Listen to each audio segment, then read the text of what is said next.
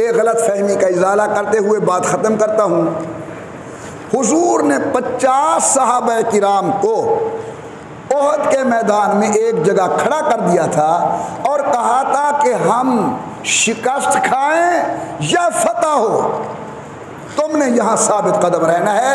इनके ऊपर जो अमीर थे हजरत जुबैर इब्न मुतइम रज़ी अल्लाह तआला अन्हु थे। गौर से सुने, अल्लाह मेरी ज़ुबान को बुरे लफ्ज़ों से बचाए। मैं किसी के मुताल्लिक़ कोई बुरा लफ्ज़ नहीं कहता, कहने वाले जितनी बुरे लफ्ज़ इस्तेमाल करते रहें। अल्लाह ने फतह दे दी हुजूर को। अब इन हजरात ने यह समझा कि हुजूर ने फरमाया था हम जीते या हारे तुमने यहाँ से नहीं हटना, यानी मकसद ये है कि हम हार जाएं तुमने फिर भी वहीं रहना है। बसा औकात एक लफ्ज़ बोल दिया जाता है अपनी तरफ से किनायतन। उस्ताद तो कहते हैं बेटा इस सबक को 3 मरतबा याद करना है, तो जो करना। शागिर्द कहते उस्ताद जी इंशाअल्लाह हुक्म उदूली नहीं होगी, कोई कमी बेशी नहीं होगी। हालांकि उस्ताद का मंशा था कि 3 से कम नहीं कहना, वो कहते हैं कम भी नहीं करूंगा बढ़ाऊंगा नहीं। भाई उस्ताद तो खुश होता है अगर ज्यादा हो, लेकिन मुहावरा है, कह दिया जा रहा है कि कमी बेशी नहीं होगी। इन्होंने उसी मुहावरे के तहत ये समझा कि शायद हुजूर का मकसद है हमें शिकस्त भी हो जाए तो हमने यहाँ साबित कदम रहना है, फतह की हालत के अंदर शायद हुक्म नहीं होगा। जब अल्लाह ने फतह दी 40 सहाबा नीचे उतर आए। 10 सहाबा किराम जुबैर इब्न मुतइम की सरदारी के अंदर वहाँ साबित कदम रहे। अल्लाह को शायद ऐसे ही मंजूर था, खालिद इब्न वलीद ने पीछे से हमला किया, वो 10 के 10 शहीद हो गए। ज़ाहिरी फतह नऊज़ बिल्लाह शिकस्त से बदल गई। ठीक है, ये कौन थे जी बदर में जाने वाले? कहो हुजूर। ओहद में कौन थे और उनके साथ कौन थे? हुजूर के सहाबा, हुजूर की अहले बैत, हुजूर की औलाद अमजाद।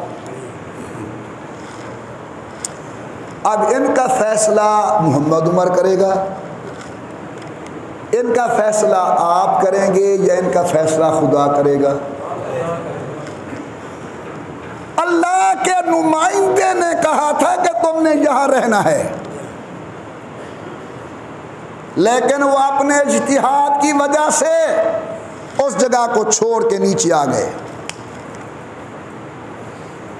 जाहिरी तौर पर इनसे एक मिस्टेक हुई है, तो मैंने कुरान को पूछा, कुरान तू बता अब क्या बनेगा इनका।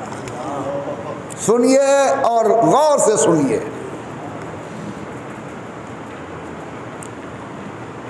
यार एक गाल तो दसो, बड़े सियाने सियाने बंदे बैठे हुए, दू बादशाह जो आपस में लड़ पवें, उन्हें दे फैसले इलाके दा कमी कुटाना मन करे सी।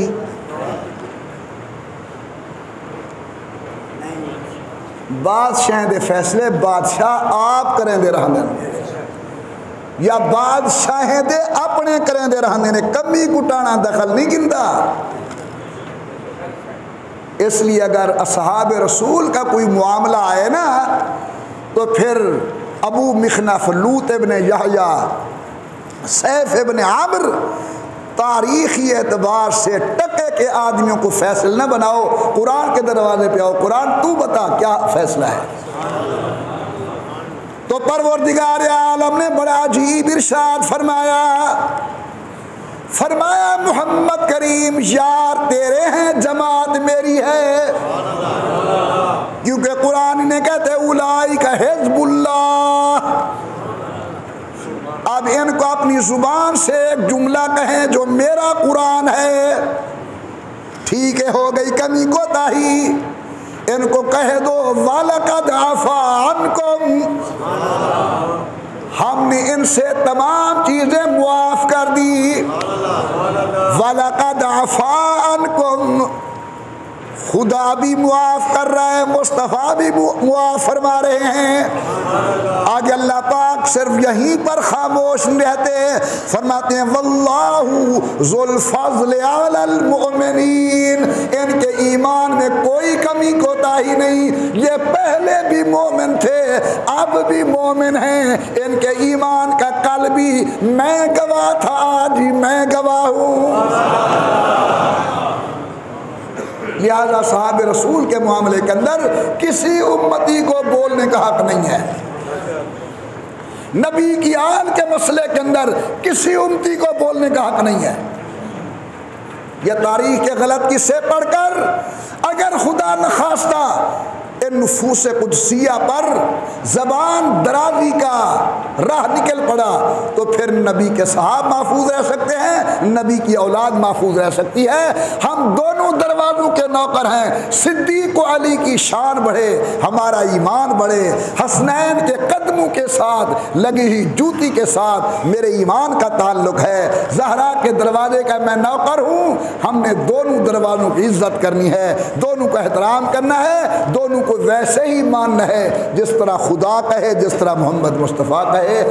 अल्लाह ताला इसी जज्बे में रखे, अल्लाह दोनों दरवाज़ों का खातिम बनाए और खुदा करे मेरी मौत, आपकी मौत इसी अंदाज में आए। आमीन।